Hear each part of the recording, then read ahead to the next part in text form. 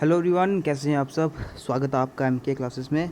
आप सबको पता है कि हमारी यहाँ पर दो सीरीज़ चल रही हैं। एक तो जनरल साइंस के ऊपर जो हम शाम को 8:30 बजे अपलोड करते हैं। हर दिन उसके 10 क्वेश्चंस आपको मिलते हैं। और दूसरी सुबह 10:30 बजे आपको अभी हर दिन फिज़िकल डिवीज़न ऑफ इंडिया पर वीडियोस मिल रही हैं।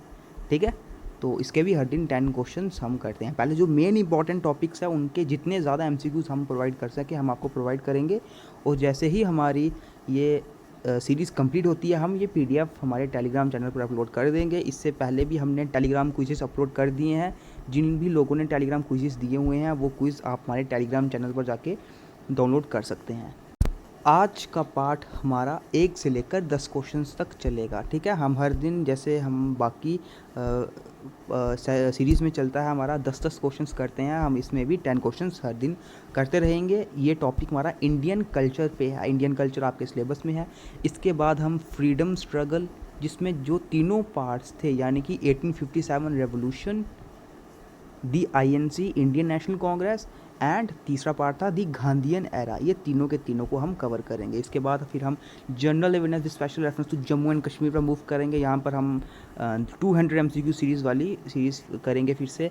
तो यहाँ पर आपको एमसीक्यूज हम पर डे प्रोवाइड करते रहेंगे। आप बस टॉपिक यानी कि जो लेक्चर आप पढ़ते हो उसके साथ साथ वीडियोज़ भी देखते रहिए। तो चलिए शुरू करते हैं आज के फर्स्ट क्वेश्चन से। तो फर्स्ट क्वेश्चन आपके सामने है, हाजी Ibrahim Sirhindi is known to be a Persian writer. कौन? Haji Ibrahim Sirhindi is known to be a Persian writer during the reign of Akbar was translated the following Sanskrit work into Persian। देखिए यहाँ पर क्वेश्चन क्या पूछा जा रहा है। अकबर के शासन में एक पर्शियन राइटर थे। कौन थे? हाजी इब्राहिम सरहिंदी। इन्होंने कौन सा संस्कृत वर्क को पर्शिया लैंग्वेज में ट्रांसलेट करवाया था? फिर से समझ लीजिए इस क्वेश्चन को। क्या बोला जा रहा है कि अकबर के शासन में जो एक पर्शियन राइटर थे हाजी इब्राहिम सरहिंदी, उन्होंने कौन से संस्कृत वर्क को पर्शियन लैंग्वेज में ट्रांसलेट करवाया था? ऑप्शन है रामायण, महाभारत, अथर्ववेदा या फिर ऋग्वेदा। यहाँ पर राइट आंसर इसका है Atharvaveda. Option C is the right answer. ठीक है, ये याद रखिएगा। अकबर के शासन में थे ये हाजी इब्राहिम सरहिंदी जो एक पर्शियन राइटर थे। इन्होंने अथर्ववेदा को पर्शियन लैंग्वेज में ट्रांसलेट करवाया था। ऑप्शन सी यहाँ पर होगा right answer. Okay, next question आपके सामने, who built the tomb of Itmad ud Daula. इनमें से किन्होंने इत्माद उद दौला का टॉम्ब बनाया था? ऑप्शन है जहांगीर, नूरजहां, शेर शाह या फिर Akbar. The right answer is option B Nur Jahan. ठीक है, नूरजहां के द्वारा ये बनाया गया था the tomb of Itmad ud Daula. ठीक है, इत्माद उद दौला इनके द्वारा बनाया गया था। ऑप्शन बी यहाँ पर होगा राइट आंसर। नेक्स्ट क्वेश्चन पे मूव करते हैं। क्वेश्चन नंबर 3 आपके सामने, चौर्तिन is a term related to which of the following religion। यहाँ पे एक टर्म दी गई है आपको चौर्तिन। ये इनमें से कौन से रिलीजन में टर्म है, यानी कि कौन से रिलीजन में ये आती है? बुद्धिज़्म, जुइज़्म, जुदाइज़्म या फिर जैनिज़्म। यहाँ पर राइट आंसर है बुद्धिज़्म। ठीक है, option A is the right answer. किसके रिलीजन के रिलेटेड है ये टर्म? ये रिलेटेड है बुद्धिज़्म के रिलेटेड। ऑप्शन ए यहाँ पर होगा राइट आंसर। यहाँ पर नीचे थोड़ा एक्सप्लेनेशन भी है। Buddhism stupa are called chorten in North East India and Tibet. जो हमारा नॉर्थ ईस्ट इंडिया है यहाँ पर बुद्धिज़्म स्तूपा को चौर्तिन बोला जाता है। ठीक है, किसको? बुद्धिज़्म स्तूपा को चौर्तिन बोला जाता है नॉर्थ ईस्ट इंडिया और तिब्बत वाली साइड पर। ये था क्वेश्चन नंबर 3। क्वेश्चन नंबर 4 था आपके सामने, Navalinga temples the 9 temples cluster of the 9th century built by Amogha Varshavan of Rashtrakuta dynasty was located in which state. देखिए क्वेश्चन सिंपल क्वेश्चन ये है। जो नवलिंगा टेम्पल्स हैं, जो 9 टेम्पल्स का पूरा क्लस्टर है, अब ये क्या, ये 9th सेंचुरी में अमोघा वर्षा वन के द्वारा बनाया गया था, जो राष्ट्रकूटा डायनेस्टी से बिलोंग करते थे। अब ये नवलिंग टेम्पल्स आखिर कहाँ पर लोकेटेड हैं? ऑप्शंस है तमिलनाडु, आंध्र प्रदेश, कर्नाटका या फिर महाराष्ट्र। तो राइट आंसर है, it is located in Karnataka. Option C is the right answer here. ठीक है, आपको सिर्फ ये याद नहीं रखना कि ये कहाँ पर है, आपको इसके बारे में सब कुछ पता होना चाहिए कि कर्नाटका में ये लोकेटेड है। नवलिंगा टेम्पल्स किन के द्वारा बनाया गया था? अमोघा वर्षा वन के द्वारा बनाया गया था 9th सेंचुरी में। और कौन सी डायनेस्टी से ये बिलोंग करते थे? राष्ट्रकूटा डायनेस्टी से ये बिलोंग करते थे।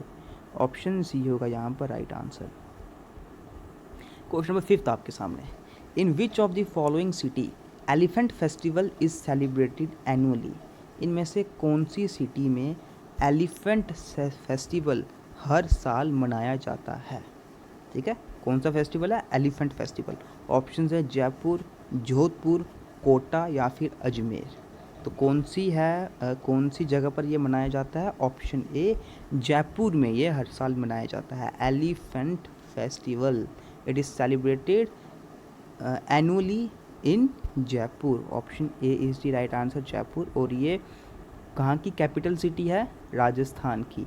ठीक है, क्वेश्चन नंबर 6 आपके सामने। With reference to the Mohiniyattam dance, Mohiniyattam dance हम पढ़ चुके हैं, इंडियन आर्ट एंड कल्चर में हमने ये पढ़ा हुआ है।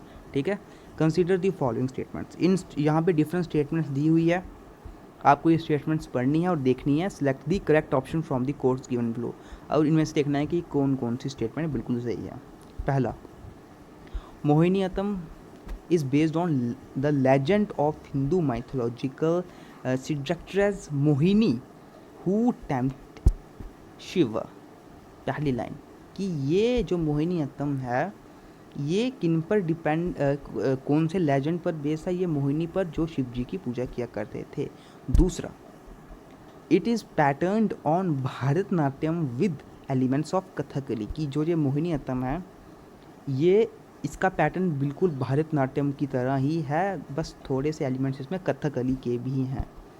तीसरा है, it uses Malayalam songs with Karnataka music, कि ये मलयालम सॉन्ग्स को कर्नाटक म्यूज़िक के साथ, इसमें आपको मलयालम सॉन्ग्स जो हैं वो कर्नाटक म्यूज़िक के साथ देखने को मिलेंगे। तो यहाँ पर आपको पहचाना है कि कौन सी लाइन सही है। देखिए पहली लाइन बिल्कुल सही है, मोहिनीअट्टम इन पर ही बेस है, मोहिनी पर ही बेस्ड है। दूसरा, इसका पैटर्न भारतनाट्यम की तरह ही है, बस थोड़े से एलिमेंट्स इसमें कथकली के भी हैं। और तीसरा, इसमें मलयालम प्लस कर्नाटक म्यूज़िक दोनों के दोनों इंक्लूडेड हैं। तो all lines are absolutely correct. तो यहाँ पर ऑप्शन हो जाएगा, option D is the right answer. ठीक है, 1, 2 एंड 3 ये तीनों के तीनों राइट आंसर होंगे। तो डी यहाँ पर राइट आंसर। नीचे आप इसकी एक्सप्लेनेशन देख सकते हैं। All the above are correct. Mohiniyattam is one of the famous classical dances of India. Famous classical dances है इंडिया की ये। और ये कहाँ पर, ये कहाँ का क्लासिकल डांस है? ये केरला का क्लासिकल डांस है। ठीक है, that development remain popular in the state, ये देखो in the state of Kerala, Kerala का पॉपुलर डांस है ये। ऑप्शन यहाँ पर D is the right answer. Question number 7 आपके सामने। Which of the following is /are classical languages of India? इनमें से कौन सी क्लासिकल लैंग्वेजेस है इंडिया? 4 आपको यहाँ पे ऑप्शन दिए गए हैं, तमिल, तेलुगु, कन्नड़ा या फिर ओडिया। तो यहाँ पर आपको अगर आपको क्लासिकल लैंग्वेजेस हमारे इंडिया की पता है, ठीक है, तो आपको यहाँ पर ऑप्शन में कोई प्रॉब्लम नहीं आएगी। ये सिर्फ यही नहीं और भी हैं। ठीक है, तो यहाँ पर ये सब की सब क्लासिकल लैंग्वेजेस ऑफ इंडिया में आती हैं। ऑप्शन ए, ऑप्शन यहाँ पर होगा जिसमें 1, 2, 3 सारे हैं, 1, 2, 3, 4, तो ये है ऑप्शन डी में। ठीक है, ऑप्शन डी में 1, 2, 3, 4 all are included in classical languages. यहाँ पर आप नीचे देख सकते हैं, there are 6 languages included in the list of classical languages. यहाँ पर टोटल 6 लैंग्वेजेस हैं जो इंक्लूडेड है क्लासिकल लैंग्वेजेस में। कौन कौन सी है? तमिल जो 2004 से जानी जाती है एज ए क्लासिकल लैंग्वेज, फिर संस्कृत 2005 में, फिर तेलुगु 2008 में, फिर कन्नड़ा 2008 में, फिर मलयालम 2013 में और फिर ओडिया 2014 में। तो ये 6 की 6 आपको याद होनी चाहिए। ठीक है। एग्ज़ाम में आपको डिफरेंट लैंग्वेजेस दी जा सकती है और फिर पूछा जा सकता है इनमें से कौन सी इंक्लूडेड नहीं है। तो क्लासिकल लैंग्वेजेस ये 6 की 6 कौन सी? तमिल, संस्कृत, तेलुगु, कन्नड़ा, मलयालम और ओडिया, ये सब की सब क्लासिकल लैंग्वेजेस में आती हैं। Next question, consider the following pairs of Indian handicrafts with their associated states.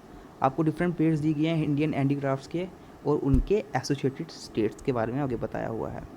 यहाँ पर देखिए मंगलागिरी साड़ी आंध्र प्रदेश, हबसपुरी साड़ी ओडिशा, कोवाय कोरा साड़ी महाराष्ट्र।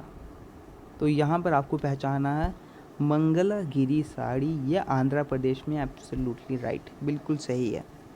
हबसपुरी साड़ी ये उड़ीसा में है, बिल्कुल सही है। लेकिन Kovai Kora sari is not in Maharashtra, ये ऑप्शन गलत हुआ।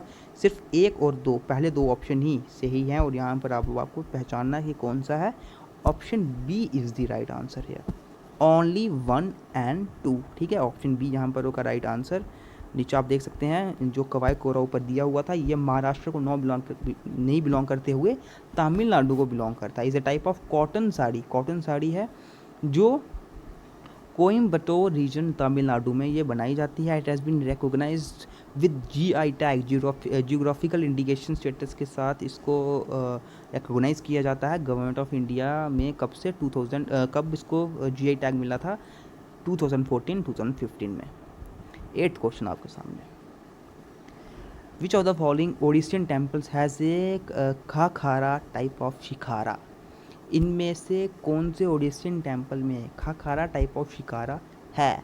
Jagannath temple, Lingaraj temple, Raja Rani temple या फिर बेताल देवला टेम्पल। तो यहाँ पर राइट आंसर क्या है? ऑप्शन डी, बेताल देवला टेम्पल, ठीक है। ऑप्शन डी यहाँ पर होगा राइट आंसर। 9th क्वेश्चन आपके सामने है, which of the following archaeological sites has been declared as the cleanest iconic place in the country under the Adarsh Smarak Abhiyan. आदर्श स्मारक अभियान के अंडर इनमें से कौन से आर्कियोलॉजिकल साइट्स को डिक्लेयर किया है cleanest iconic place in the country? पूरी कंट्री में cleanest iconic place, Agra fort, Rani ki Vav, Sanchi stupa, Mahabodhi temple complex. यहाँ पर राइट आंसर है रानी की बाव, ठीक है। Rani ki Vav is the right answer, option B होगा यहाँ पर राइट आंसर। 10th क्वेश्चन आपके सामने, कंसीडर द फॉलोइंग पेयर्स। आपको डिफरेंट पेयर्स दिए गए हैं। कन्हेरी केव्स महाराष्ट्र में, पांडव केव्स मध्य प्रदेश में, बुद्धर केव्स उत्तराखंड में। तो यहाँ पर आपको पहचाना है इनमें से कौन सा राइट ऑप्शन है। नीचे आपको डिफरेंट ऑप्शंस दिए गए हुए हैं। कन्हेरी केव्स महाराष्ट्र में है, बिल्कुल सही है। पांडव केव्स ये है मध्य प्रदेश में, इज एब्सोल्युटली राइट। और बुधेर केव्स उत्तराखंड में, ये भी बिल्कुल सही है। All options are absolutely correct. यहाँ पर ऑप्शन डी हो जाएगा राइट आंसर, ठीक है। सब के सब बिल्कुल करेक्ट है। तो ये थे दोस्तों आज के 10 क्वेश्चंस और इसी के साथ हमारे हम इसके 10 क्वेश्चंस यहीं पर हमारे कंप्लीट होते हैं और हम ऐसे ही हर दिन 10 क्वेश्चंस इसके आपके लिए लाते रहेंगे। इस पर भी हम कोशिश करेंगे कम से कम 50 MCQ सीरीज़ में आपको इंडियन कल्चर पर प्रोवाइड कर दूं, ठीक है। इंडियन कल्चर पर कम से कम 50 MCQs की सीरीज़ में आपको प्रोवाइड कर दूंगा। तो मिलते हैं फिर आपसे अब नेक्स्ट वीडियो में, जिसमें हम इसका नेक्स्ट पार्ट करेंगे। इसको मैं डिफरेंट पार्ट्स में लाता रहूँगा, जैसे कि अभी ये 30 MCQs की सीरीज़ है। इसके बाद में एक दो और में जो हमने टेलीग्राम क्विज़ में डिस्कस करे थे इंपॉर्टेंट क्वेश्चंस, उनको भी एक बार डिस्कस करेंगे, काफ़ी इंपॉर्टेंट हो जाता है वो। तो मिलते हैं फिर आपसे अब नेक्स्ट वीडियो में इस MCQ सीरीज़ के नेक्स्ट पार्ट के साथ।